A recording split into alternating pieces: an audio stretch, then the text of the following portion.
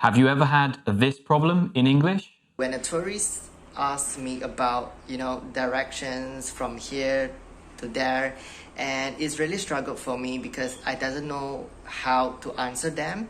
Or maybe you've had this problem before. I know how to give compliments to others in English, but when it comes to others, I don't know what to respond. I only say, thank you, thank you. Or maybe you've been in this terrible situation. How can I say no in a very polite way to my boss when they ask me to do a task that is not my responsibility? Well, if you can relate to my students and their problems, don't worry. In this video, I'm going to give you all the answers you need. Hey, my name's Chris and welcome to Instant English. In today's video, we're going to be looking at some expressions together that are really useful for interacting in English in certain situations. The situations I am referring to are a part of everyday life, so they're used on a daily basis. First of all, let's help my student Lucious with his problem about how to give directions in English. Well, to give directions, you need to know some basic vocabulary for describing locations. For example, left and right. This is my left, this is my right.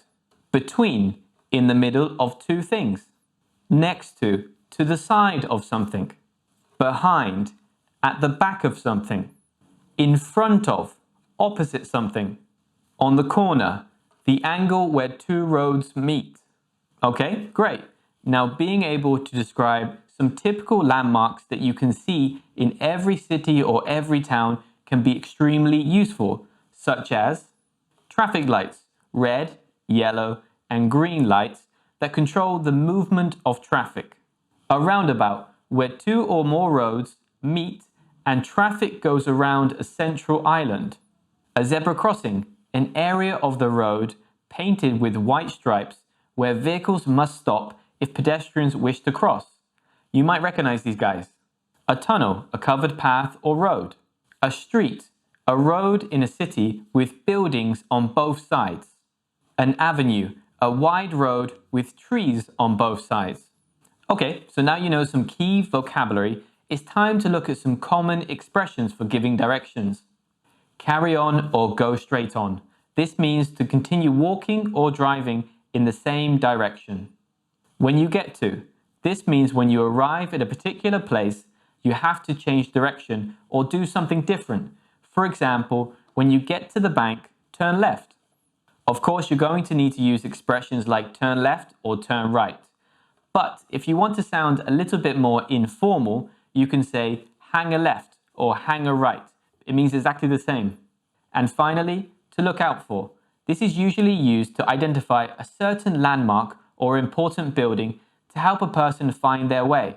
Okay, so now I'm going to show you how to put the vocabulary and the expressions together in a realistic example. Excuse me, young man, could you tell me where the closest cash machine is around here? Yeah, sure. Go straight on until you see the traffic lights. When you get to the traffic lights, turn left and carry on until the end of the street. Look out for the supermarket on the left.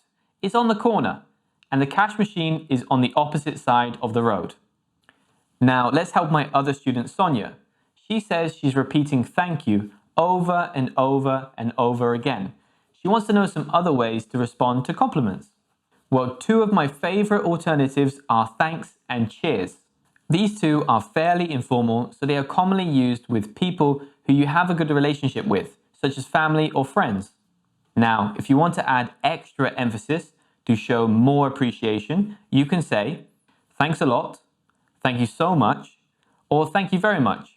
Just remember that we can say thanks so much, but we never say thank you a lot. Another good one is you have made my day, or that has made my day. For example, you buy a new top, you go to the office, and your colleague tells you, that's a lovely top, the color really suits you. You can say, you have made my day, to show your appreciation. Now, on to AJ. So she wants to know, how can you say no to your boss politely? Well, you have to be careful here because you want to tell your boss that you do not want to do what they have asked you. But at the same time, you don't want to make them angry, right? You can say something like, that's not my job, but it might sound a little bit rude depending on how you say it. So how can you say it nicely? Well, it's always nice to begin with an apology. I'm sorry, but it's not my job. Also, try to explain why you're saying no. I'm sorry, I won't be able to do that because...